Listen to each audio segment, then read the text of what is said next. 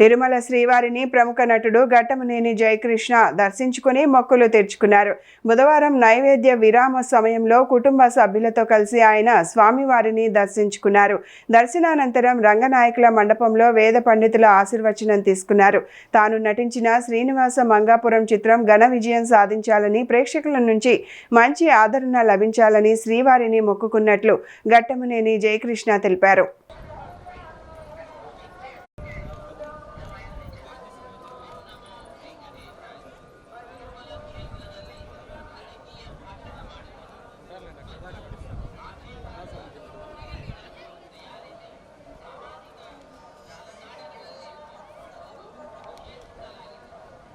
Próximo, వెళ్తున్నారు.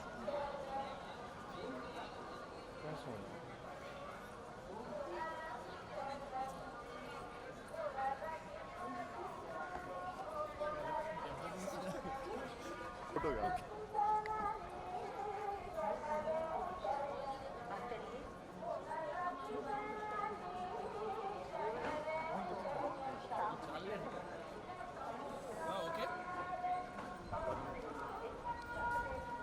ఓకే అండి, చాలండి.